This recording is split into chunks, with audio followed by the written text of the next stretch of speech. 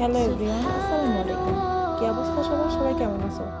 তো কিছুদিন যাবত মাছ মাংস খেতে খেতে আর ভালো লাগতেছে না, তাই আজকে ভাবলাম যে একটু শুটকি মাছ ভর্তা করে খাই। তো যেমন ভাবে তেমনই কাজ, দেখো শুটকি মাছটা কিন্তু আমি প্রসেসিং করে নিছি, সুন্দর করে পেঁয়াজ রসুন তারপর শুটকি মাছ দিয়ে রেডি করে নিছি। তো এখন হচ্ছে আমি চলে আসছি বাড়তে। আর সবসময় কিন্তু আমি শুটকি মাছে কয়েকটা আস্ত আস্ত শুকনো মরিচ দিলে আমার কাছে অনেক ভালো লাগে, ফ্লেভারটা অনেক ভালো লাগে আমার কাছে।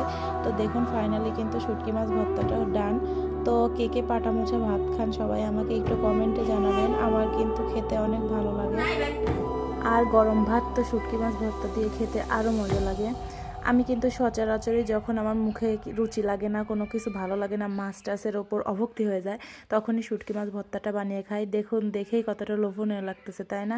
তো আমার শুটকি মাছ ভর্তাটা কেমন হয়েছে সবাই আমাকে একটু কমেন্টে জানাবেন। আর আমাকে একটু বেশি বেশি সাপোর্ট করবেন, সবাই একসাথে এগিয়ে যাব। আল্লাহ হাফেজ।